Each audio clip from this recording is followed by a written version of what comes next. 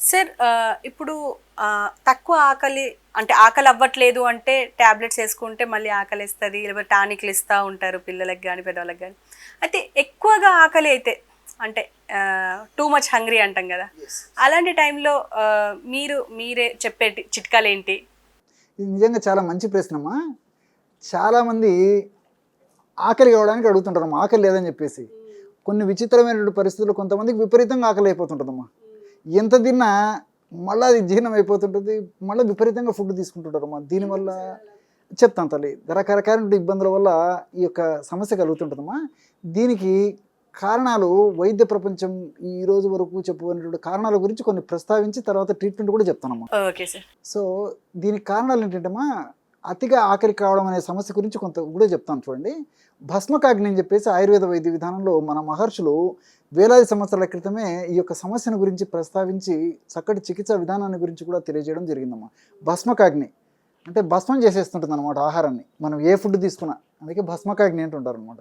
దాన్నే ఆధునిక వైద్య విధానంలో హైపరరెక్సియా అంటారమ్మా. అంటే హైపర్ అంటే ఎక్కువగా అయినటువంటి అర్థం, ఓరెక్సియా అంటే ఆకలి. సో ఎక్కువగా ఆకలి అయ్యేటువంటి పరిస్థితి ఏదైతే ఉందో దాన్ని హైపరోరెక్సియా అనేటువంటి పేరుతో పిలుస్తుంటారమ్మా. దాన్ని ఎక్సెసివ్ హంగ్రీని సాధారణ పరిభాషలో, వ్యవహారిక భాషలో ఇప్పుడు కామన్ మ్యాన్ మాట్లాడుకునేటప్పుడు ఎక్సెసివ్ హంగ్రీ, అధికంగా ఆకలి కావడం అనేటువంటి ఇది పద్ధతిలో చెప్తారమ్మా. కానీ టెక్నికల్గా ఆయుర్వేద పద్ధతిలో మనం మాట్లాడుకోవాలంటే భస్మకాగ్ని అంటారు. ఇది లేకపోతే ఇంగ్లీష్ వైద్య ప్రకారం కానీ లేకపోతే ఆధునిక వైద్యం ప్రకారం కానీ చెప్పేట్లయితే హైపరోరెక్సియా అంటారమ్మా. దీనికి ప్రధానమైన కారణాలు ఏంటంటేమా, ప్రేవుల్లో నులిపురుగులు ఉండడం, వార్మ్ ఇన్ఫెస్టేషన్ అంటారనమాట. సో ప్రేవుల్లో నులిపురుగులు ఉండడం వల్ల విపరీతమైన ఆకలి అయిపోతుంటుందమ్మా. జనరల్ సర్వసాధారణంగా పిల్లల్లో ఉండేటువంటి పరిస్థితి ఉంటుంది. కొంతమందికి పిల్లలతో పాటు కుటుంబ సభ్యులు కూడా ఉంటుందమ్మా. సో ఇంట్లో 3-4 సభ్యులు ఉంటే ఇంట్లో 3-4 సభ్యులకి ఈ యొక్క సమస్య ఇంచుమించు ఉండేటువంటి పరిస్థితి ఉన్నప్పుడు విపరీతంగా ఫుడ్ తింటుంటారు. అందరికీ ఇంచుమించు ఆ పరిస్థితి వస్తుందమ్మా చాలామందిలో. రెండవది ఏంటంటే డయాబెటీస్ అమ్మా, మధుమేహం, షుగర్ వ్యాధిగ్రస్తుల్లో కూడా మళ్ళీ ఆకలి అయిపోతుంటుంది. కొద్ది ఆహారం తీసుకుంటుంటారు, కొద్దిసేపటికి మళ్ళీ అది జీర్ణం అయిపోయి భస్మం అయిపోయి మళ్ళీ ఆకలి అయిపోతుంది. అదొకటి. మూడవది ఏంటంటేమా, ఈ థైరాయిడ్లో హైపర్ థైరాయిడిస్ ప్రాబ్లం అని వస్తుందమ్మా. దాన్నే థైరోటాక్సికోసిస్ అని చెప్పి చెప్తుంటారు అనమాట ఆ స్టేజ్లో. సో ఈ హైపర్ థైరాయిడిజం, సో ఈ థైరాయిడ్ గ్రంథి ఎక్కువగా పనిచేయడం వల్ల వచ్చేటువంటి సమస్య ఏదైతే ఉందో, ఈ యొక్క హైపర్ థైరాయిడిజం యొక్క సమస్యలు కూడా ఈ అతిగా ఆకలి అయిపోతుంటుందమ్మా. అంటే వీళ్ళకి అతిగా ఆకలి అయిపోతుంది. పోనీ అతిగా ఆకలి అయినప్పుడు వాళ్ళ ఆహారం తీసుకున్నప్పుడు వాళ్ళు లావు కావాలి కదమ్మా, లావు కాదు, ఇంకా సన్నగా అయ్యేటువంటి పరిస్థితి ఏర్పడుతుంటుంది. ఆహారం తీసుకుంటుంటారు, సన్నబడుతుంటారు. వీటికి తోడు ఈ యొక్క హైపర్ థైరాయిడ్ సమస్యను మనం ఎట్లు గుర్తుపట్టాలంటే వాళ్ళు వేడిని తట్టుకోలేరు, బ్లీడింగ్ విపరీతంగా అవుతుంటుంది. నెలకు ముందే 2-3 సార్లు బ్లీడింగ్ అయ్యేటువంటి పరిస్థితి ఏర్పడుతూ ఉంటుంది. అట్లే మానసికమైనటువంటి ఒత్తిడి, తర్వాత ఈ మానసికమైనటువంటి సెన్సిటివ్నెస్ పెరిగిపోతుంటుందమ్మా. కొన్ని రకాలైనటువంటి నిద్రకు సంబంధించినటువంటి సమస్యలు కలుగుతుంటాయి. అదేవిధంగా 3-4 సార్లు విరేచనాలు కావడము, ఇట్లాంటి సమస్యలు కలుగుతుంటాయి. ఇట్లా స్థూలంగా ఇలాంటి లక్షణాలను బట్టి హైపర్ థైరాయిడ్ సమస్య ఉందేమో అని చెప్పేసి మనం గుర్తుపట్టవచ్చుమా. వైద్యుల వద్దకు వెళ్తే నిర్ధారిస్తారమ్మా. వీళ్ళల్లో కూడా అతిగా ఆకలి ఉంటుంది. అదేవిధంగా హార్మోన్ల అస్తవ్యస్తత, దేహంలో ఇంబ్యాలెన్స్ వల్ల కూడా అతిగా ఆకలి అయిపోతుందమ్మా. వీటన్నిటికి తోడు మానసిక ఒత్తిడి. సో ఏదైనా మనకు మానసిక ఒత్తిడి ఉన్నప్పుడు ఆహారం తీసుకుంటాము, కొద్దిసేపటికి మళ్ళీ ఏదో తినాలనిపిస్తుంటుంది. కొన్ని రకాలైన మానసిక ఒత్తిళ్ళు అమ్మా. సో దీనివల్ల కూడా అతిగా ఆకలి కావడం జరుగుతుంటుందమ్మా. సో ఈ అతిగా ఆకలి కావడం వల్ల, అతిగా తినడం వల్ల సర్వసాధారణంగా ఆ యొక్క ఆహార పదార్థం అంతా కొవ్వు రూపంలో మారిపోయి బాడీ అంతా సంచితం అయిపోతుంది. సో దీనివల్ల ఎక్సెసివ్ వెయిట్, ఒబెసిటీ అంటే స్థూలకాయము, అట్లే మార్బిడ్ ఒబెసిటీ అంటే అధిక స్థూలకాయము, ఇవన్నీ వచ్చేస్తాయమ్మా. సో అధిక బరువు, స్థూలకాయము, భారీ స్థూలకాయం అని చెప్పుకోవచ్చుమా. So morbid obesity, right. So ఇవన్నీ కలుగుతుంటాయమ్మా. సో విపరీతంగా లావు అవుతుంటారు, ఈ లక్షణాలన్నీ కలుగుతాయి. ఈ లావు అయ్యే కొద్దీ సమస్యలు మరింత పెరిగిపోతాయి. లావు అయ్యే కొద్దీ దేహానికి అవసరాలు ఎక్కువైపోతాయి. అవసరాలు ఎక్కువైపోద్ది ఫుడ్ ఎక్కువ తీసుకుంటాడు. ఫుడ్ ఎక్కువ తీసుకుంటే కొద్దీ మళ్ళీ అదంతా ఫ్యాట్ కింద మారిపోతుంటుంది, మళ్ళీ ఆకలి అయిపోతుంటుంది. ఇది ఒక సైకిల్ అమ్మా. కొంతమందిలో మాత్రము ఆహారం ఎక్కువగా ఆకలి అయినప్పుడు ఎక్కువగా తీసుకుంటుంటారు, వాళ్ళు లావు గారు రోజు రోజుకు తగ్గిపోయేటువంటి పరిస్థితి ఏర్పడుతుంది. అంటే తీసుకున్నటువంటి ఆహార పదార్థాన్ని శరీరం సక్రమంగా వినియోగించుకోలేకపోవడం చేత వాళ్ళు సన్నబడిపోయేటువంటి పరిస్థితి కూడా కొంతమందిలో ఉంటుందమ్మా. మరికొంతమందిలో ముఖ్యంగా చదువుకున్న వాళ్ళు, విద్యావంతులు, కొంచెం హై క్యాడర్ ఉన్నటువంటి వ్యక్తుల్లో ఇప్పుడు నేను చెప్పబోయేటువంటి లక్షణం కనిపిస్తుంటామా. వాళ్ళు లావు విరిగిపోతుంటారు. దీనికోసము మంచి బాడీ పద్ధతిలో మెయింటైన్ చేయాలి, వాళ్ళ వెయిట్ తర్వాత ఇవన్నీ బాగా సక్రమంగా మెయింటైన్ చేయాలనే ఉద్దేశంతో ఒక్కోసారి ఏం చేస్తారంటే ఆకలిని కంట్రోల్ చేసుకోవడం, లేకపోతే అతిగా తింటుంటారమ్మా. ఆకలి అవుతుంటుంది, అతిగా తింటుంటారు. తిన్న తర్వాత కూడా వాళ్ళు ఆ పద్ధతిలో ఉండకుండా మళ్ళీ బలవంతంగా వాంతి చేసేసుకుంటారు. మళ్ళీ లావ్ అయిపోతామని చెప్పేసి మానసికంగా ఒక దీనికి గురైపోయేసేసి అరే రే తిన్నా అని చెప్పేసి తినకుండా ఉండలేరు. ఆకలి వల్ల తింటారమ్మా.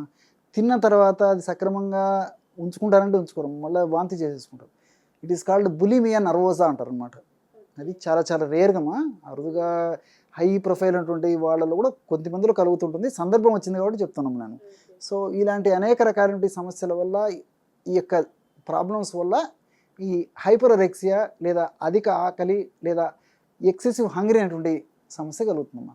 ఓకే, అంటే సార్ ఇప్పుడు దీనికి అలోపతిలో మందులు ఖచ్చితంగా నేను చెప్పినట్టుగా టానిక్లు అవన్నీ ఇస్తూ ఉంటారు, అంటే తగ్గడానికి ఇస్తారు, పెరగడానికి ఇస్తారు.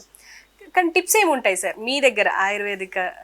చెప్తానమ్మా. ఇప్పుడు ఈ యొక్క సమస్యలకు సంబంధించి వైద్యుల సలహా మేరకు, ఇప్పుడు ఉదాహరణకి మధుమేహం ఉందమ్మా, మధుమేహం ఔషధం వాడుకుంటుండాలి. థైరాయిడ్ సమస్య ఉంది, థైరాయిడ్ సమస్య వాడుకుంటున్నారు.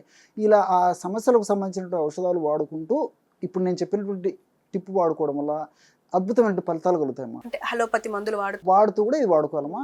కొంతమందికి ఏంటంటే ఆ సమస్యలన్నీ నియంత్రణలో ఉంటాయమ్మా, కానీ అది ఆకలి వాళ్ళు మమ్మల్ని అడుగుతుంటారు, మరి సార్ మీరు షుగర్ వల్ల ఇట్లా ఉందని చెప్పారు, షుగర్ నార్మల్గా ఉంది సార్, మరి ఆకలి ఎక్కువైపోతుంది ఎందుకు అని చెప్పేసి. అట్లే థైరాయిడ్ వాళ్ళు అంతేమ్మా, థైరాయిడ్ కంట్రోల్ ఉంటుంది, ఆకలి ఎక్కువైపోతుంటుంది. అంటే అలవాటు అయిపోయింది అంటారా? నిజమ్మా. దానివల్ల ఏమైతుంటే కొన్ని పరిస్థితుల్లో విపరీతమైన ఆకలి మొదలవుతుంటుందమ్మా. సమస్య కంట్రోల్లో ఉన్నప్పటికీ ఆకలి మరీ విపరీతంగా ఉంటుంది. ఒకవేళ ఆధునిక కృత్రిమ రసాయన ఔషధాలు పూర్తిగా వాడకపోయేసరికి ఆకలి మరింత పెరిగిపోతుంది. సో కొంతలో కొంత అన్నట్లు అధిక ఆకలి ఉంటుంది, కానీ పూర్తిగా అవన్నీ ఆ ఆధునిక కృత్రిమ రసాయన ఔషధాలు వాడుకోవడం వల్ల అందరిలో పూర్తిగా ఆకలి నార్మల్కి వచ్చేటువంటి పరిస్థితి ఉన్నదమ్మా. ఏది ఏమైనప్పటికీ ఇప్పుడు నేను చెప్పబోయేటువంటి టిప్ ఫాలో కావడం వల్ల దేనివల్ల అధిక ఆకలి ఉన్నప్పటికీ ఆకలిని తగ్గించి నార్మల్గా దేహానికి, ఎత్తుకి, వాళ్ళు పడేటువంటి శారీరక శ్రమకి, మానసిక ఒత్తిడికి, ఇతర పరిస్థితులను అనుసరించి ఎంత ఆకలి కావాలన్నా అంత ఆకలి అవుతుందమ్మా. ఆ స్టేజ్కి ఈ యొక్క న్యాచురల్ మెడిసిన్స్ తీసుకొని వస్తాయి. ముఖ్యంగా ఒంటింటి ఔషధాలు కానీ, ఇటువంటి ప్రకృతి సిద్ధమైనటువంటి మనకు బయట దొరికేటువంటి ఔషధాలు, ఆహార ఔషధాలు ఇవన్నీ కూడామ్మా. సో ఔషధాన్ని ఎలా తయారు చేసుకోవాలంటమ్మా, కేవలం ఒక్క పూట రోజు వాడుకుంటే సరిపోతుందమ్మా. ఇది ఇంచుమించు అన్ని పదార్థాలు తెలిసినటువంటివే, కొంతమందికి తెలియకపోవచ్చు. చెప్తాను చూడమ్మా. ఒక 200 ml వాటర్ తీసుకోవాలి. ఒక పాత్రలో 200 ml వాటర్ తీసుకొని ఆ వాటర్లో ఒక 4 ఆల్బకరా పండ్లు వేయాలమ్మా. ఆల్బకరా మీరు పేరు వినేంటారమ్మా, మార్కెట్లో దొరుకుతుంది, చాలా పుల్లగా రుచికరంగా ఉంటాయి అన్నమాట. సో ఆల్బకరా పళ్ళు ఒక 4 వేసేయాలమ్మా. మనకు మార్కెట్లో సంవత్సరం అంతా దొరుకుతాయి. తర్వాత ఒక 1/2 టీ స్పూను ఉలువల పొడి, హార్స్ గ్రామ్ అంటారు కదమ్మా, ఉలువలు రైట్, ఉలువలు ఐడియా ఉంది కదమ్మా. ఆ ఉలువలు కొంచెం వేయించేసి పౌడర్ చేసి పెట్టుకొని ఒక 1/2 టీ స్పూన్ అంటే రౌండ్ అబౌట్ ఒక 2.5 grams అందులో వేసేయాలమ్మా. వేసేసి పొయ్యి మీద పెట్టేసేసి మరిగించేసేసి ఆ వాటర్ 100 ml వాటర్ మిగిలేటట్టు మరిగించేసేయాలి. 100 ml వాటర్ మిగిలిన తర్వాత దించేసేసి చల్లారిన తర్వాత కానీ గోరువెచ్చగా ఉన్నప్పుడు కానీ ఒక 2 టీ స్పూన్లు అంటే ఇంచుమించు ఒక 10 ml వరకు తేనె యాడ్ చేయాలమ్మా. చేసి బ్రహ్మాండమైనటువంటి ఈ ఎక్సెసివ్ హంగ్రీ, అధిక ఆకలిని తగ్గించేటువంటి పానీయం రెడీ అయిపోతుంది. దాన్ని ఉదయం పొద్దున్నే పరిగడుపున సేవిస్తున్నారమ్మా.